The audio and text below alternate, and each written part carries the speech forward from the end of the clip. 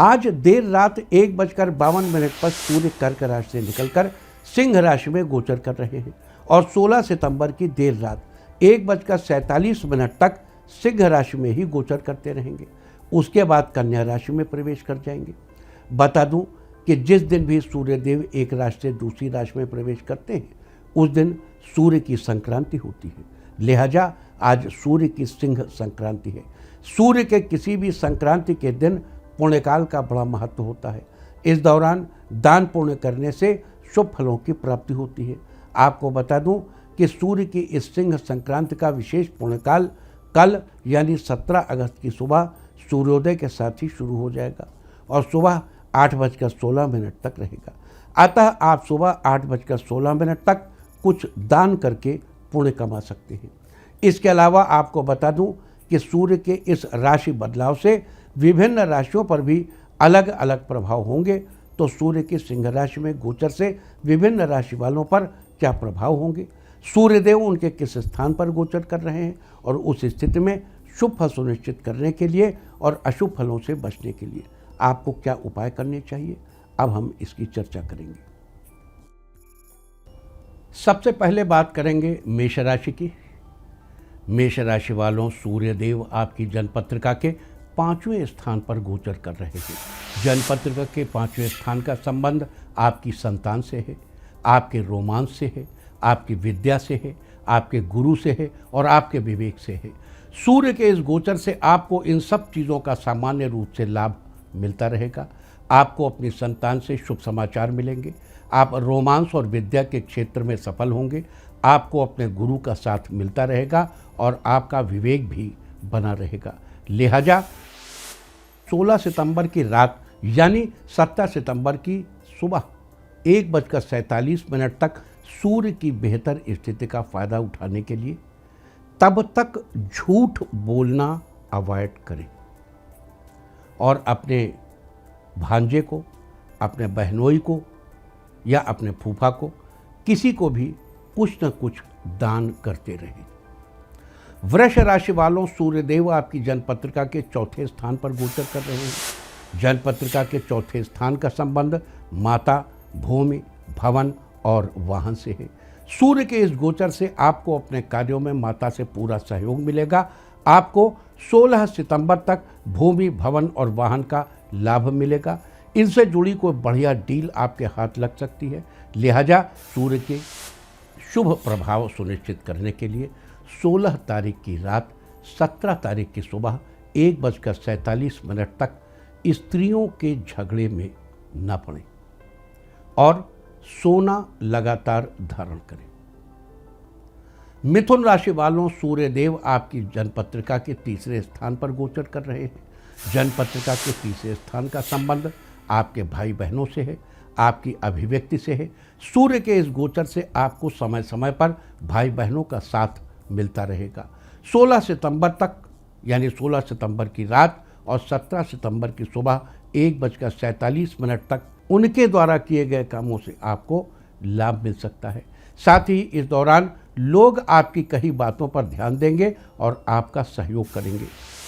तो सूर्यदेव के शुभ फल सुनिश्चित करने के लिए और किसी भी तरह के अशुभ फल से बचने के लिए आपको सूर्यदेव के इस मंत्र का जाप करना चाहिए।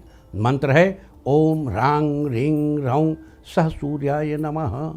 इस मंत्र का जाप करने से और किसी वृद्ध स्त्री से आशीर्वाद लेने से आपके साथ सब ठीक होगा। कर्क राशि वालों, सूर्यदेव आपकी जन्मपत्रिका के 2रे स्थान पर गोचर कर रहे हैं। जन्मपत्रिका के 2रे स्थान का संबंध हमारे कलेक्टेड अप मनी से है और हमारे स्वभाव से है।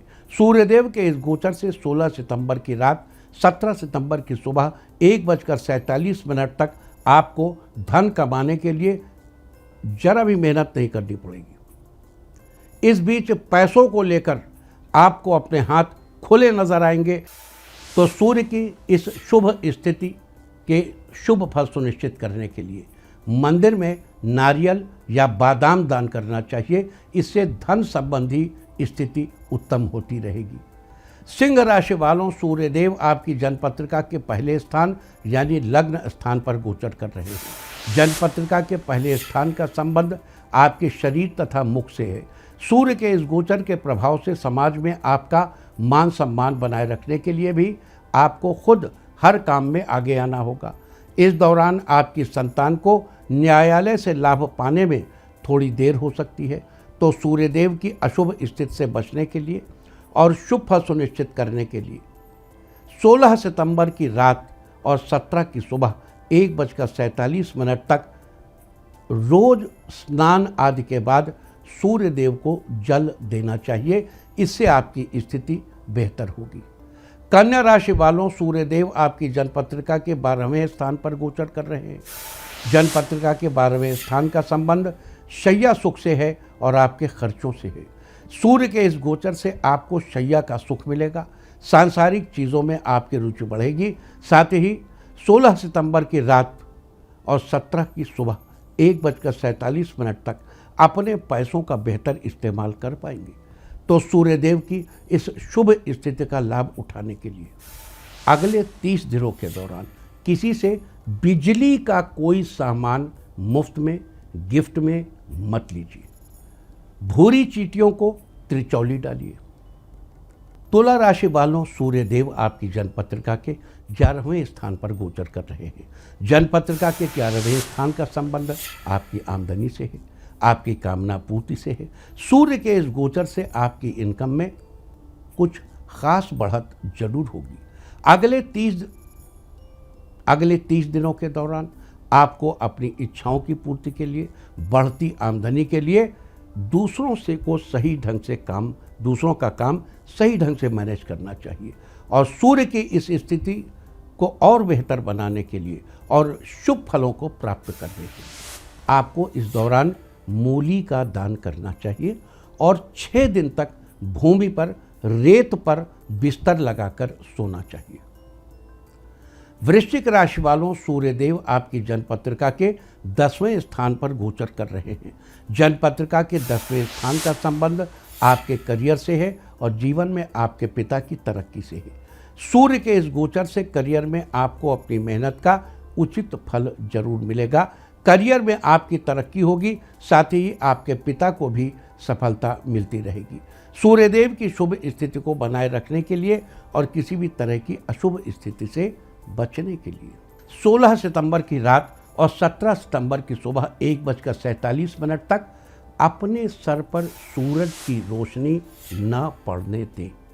सर पर सफ़ेद या शरबती रंग की टोपी लगाकर रखें और इस बीच अपने मन का भेद किसी को न दें।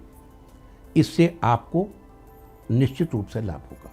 धनु राशि वालों, सूर्यदेव आपकी जन्मपत्रिका के 9वें स्थान पर गोचर कर रहे हैं। जन्मपत्रिका के 9वें स्थान का संबंध आपके भाग्य से है, यानी आपके गुड लक से है। सूर्य के इस गोचर से आपकी चांदी ही चांदी होगी। 16 सितंबर तक आपके सारे काम समय रहते पूरे हो जाएंगे और आपको अपने हर कार्य में लाभ मिलेगा।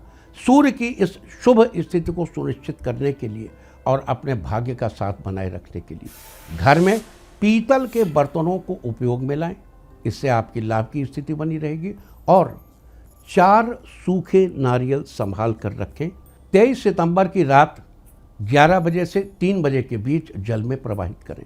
लेकिन कुछ सेक्टर्स यानी कुछ पंथ, कुछ ऐसे मार्ग हैं जिनके अनुयायी रात में जल प्रवाह करना उचित नहीं समझते, तो आप इस दौरान उसे निकाल कर अलग रख लें। सूर्यदेव के नाम जल में प्रवाहित समझें और अगले दिन सूर्योदय होने के बाद उन्हें जल में 8 बजे के पहले प्रवाहित कर दें। मकर राशि वालों, सूर्यदेव आपकी जन्मपत्रिका के 8वें स्थान पर गोचर कर रहे हैं। जन्मपत्रिका के 8वें स्थान का संबंध आपकी आयु से है। सूर्य के इस गोचर से आपके स्वास्थ्य में कुछ उतार चढ़ाव हो सकते हैं, अतः इस दौरान आपको अपने स्वास्थ्य का ख्याल जरूर रखना चाहिए। साथ ही सूर्य के शुभ फल सुनिश्चित करने के लिए अगले 30 दिनों के दौरान काली गाय या बड़े भाई की सेवा करें। इससे आपका स्वास्थ्य ठीक बना रहेगा। कुंभ राशि वालों, सूर्यदेव आपकी जन्मपत्रिका के 7वें स्थान पर गोचर कर रहे हैं। जन्मपत्रिका के 7वें स्थान का संबंध आपके जीवन साथी से है। सूर्य के इस गोचर से आपको अपने जीवन साथी से पूरा सहयोग और प्यार मिलता रहेगा। जीवन साथी के साथ आपके रिश्ते अच्छे बने रहेंगे, लिहाजा सूर्यदेव के शुभ फल सुनिश्चित करने के लिए 16 सितंबर की रात 17 सितंबर की सुबह 1:47 तक नित्य यह सुनिश्चित करें, या अगर नित्य न कर पाएँ तो संडे कीजिए कि रोटी पकाने के बाद रात में चूल्हे पर दूध के छींटे देकर उसे बुझाएं। अब इसका मतलब बहुत ढेर सा दूध नहीं डाल देना है, थोड़ा सा ऑफ करिए और थोड़ा सा 2 बूंद दूध उस पर डाल दीजिए। इससे आपके जीवन साथी का सहयोग और स्वास्थ्य अच्छा बना रहेगा। मीन राशि वालों, सूर्यदेव आपकी जन्मपत्रिका के 6ठे स्थान पर गोचर कर रहे हैं। जन्मपत्रिका के 6ठे स्थान का संबंध आपके शत्रु, मित्र तथा स्वास्थ्य से है।